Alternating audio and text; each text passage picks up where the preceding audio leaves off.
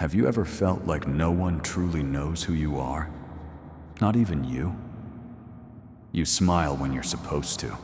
You say what people want to hear. But deep down, it feels hollow. You wonder, is this really me? Or just someone I've learned to be? If you've ever felt like you're performing your life instead of living it, you're not alone.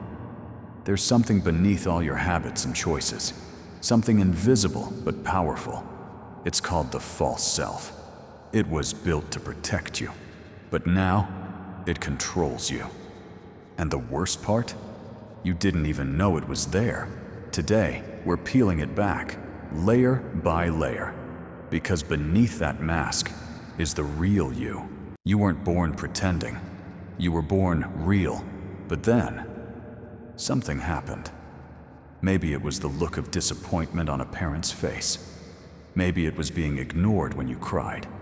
Maybe it was being told, "Stop being so sensitive." In that moment, your mind made a decision. At first, it was just an act, a way to survive. You told yourself, it's just for now, just to keep the peace. But days became years, and the mask grew tighter. You laughed on cue. You worked hard to prove you were enough. You avoided conflict, even when it tore you apart inside.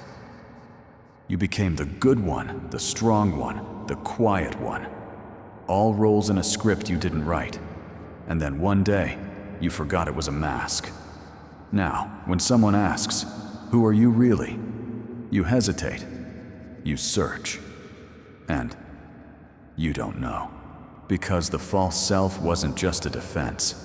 It became your identity. And the true self? It's been buried, but not gone. You function, you survive. But deep inside, something feels hollow. You achieve, yet it never feels like enough. You're surrounded by people, but still feel alone. You smile in photos, but cry in silence. This isn't depression, it's disconnection. You've disconnected from your needs, from your feelings, from your own truth. And every time you ignore your inner voice, every time you say yes when your soul screams no, you abandon yourself just a little more. Until eventually, you no longer feel pain, but you no longer feel anything. That numbness, that quiet ache, it's not weakness, it's the cost of wearing a mask too long. And the scariest part? Most people never take it off. They die as someone they never really were. Every decision you've ever made wasn't really a decision. You thought you chose that career. You thought you stayed in that relationship. You thought you walked away, or stayed quiet, or chased something. But what if I told you, all along, someone else was pulling the strings? Not your parents, not society, not your circumstances. It was your core beliefs, invisible, ancient ideas burned into your brain. That told you who you are, what you deserve, and what's possible.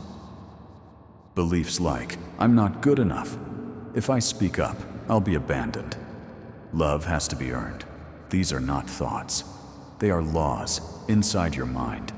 You don't question them. You obey them. And the most terrifying part? You never even chose them. They were planted there by trauma, by repetition, by the voices you trusted most when you were too young to protect yourself. And now, they rule your adult life like a silent dictator. Until you dig them up, you will always think you're choosing. But in truth, you're just reacting. You walk into a room and feel tension, even though no one said a word. You meet someone and instantly distrust them. You don't know why. You avoid opportunities. You sabotage love. You overthink every word you say. And deep inside, a voice whispers, you're not safe. You don't belong. You'll be hurt again. These are not just feelings. These are emotional echoes, faint but powerful signals from wounds you never fully healed. They don't scream, they whisper, and yet they control your entire nervous system. Your brain? It records pain, even when you forget the moment. A parent's anger, a teacher's humiliation, being ignored when you cried. That's how the subconscious learns, not through words, but through repeated emotion. So now, when life brings something familiar, love, conflict, risk, your mind doesn't see the now. It relives the then. You're not overreacting, you're re-experiencing. And unless you trace these echoes back to the source, you'll keep mistaking old wounds for new realities. You'll keep living the past while calling it the present. You think you see reality. You think your choices are your own. But what if everything you see is filtered? Filtered through fear, through shame, through old beliefs you didn't even choose. The mirror doesn't just reflect your face. It reflects your wounds, your doubts, your inner script. A compliment? You think it's fake. A challenge? You see it as rejection. A new beginning? You feel paralyzed. Why? Because your perception isn't truth, it's protection. Your mind edits reality before you can even think. It colors every moment based on your past. So when someone loves you, you question it. When you succeed, you feel like a fraud. That's not your fault. That's your mirror, cracked by old pain, fogged by memory. The danger? You stop trusting the good. You prepare for the worst. And without realizing, you become the author of your own suffering. Until you stop trusting the mirror and start questioning the story it tells.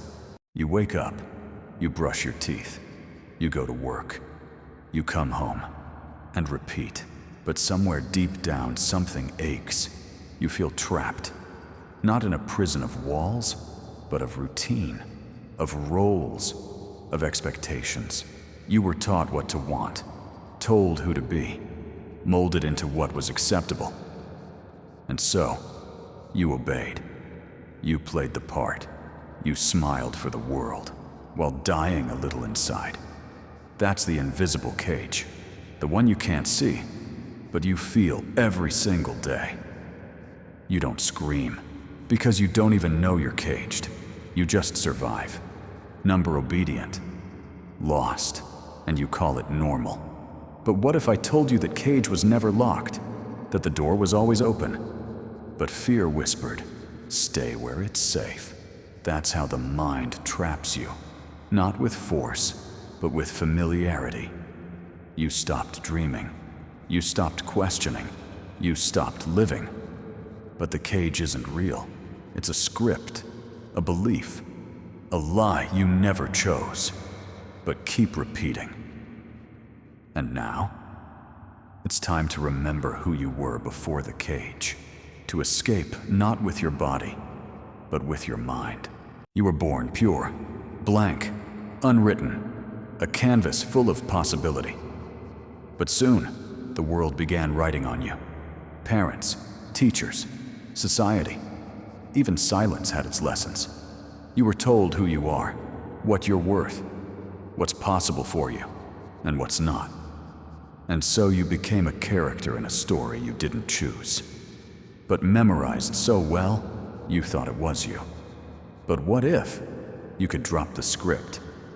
What if you could look at your thoughts, not as truths, but as lines from someone else's story?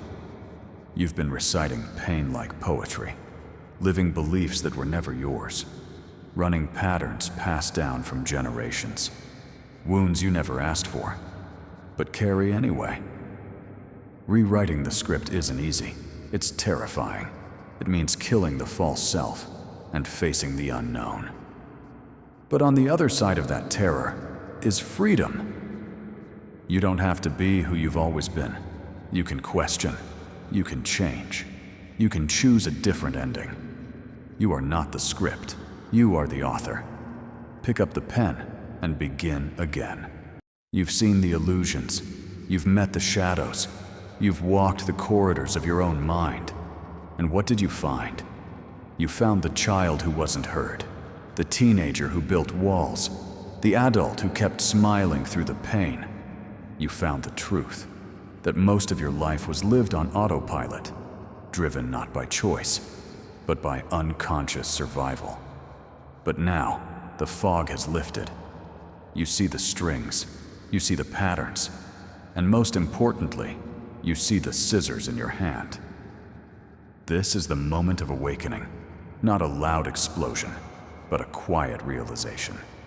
You are not your trauma, not your programming, not even your thoughts. You are the observer, the one who can pause, question, choose. And from this moment on, you don't have to live by default.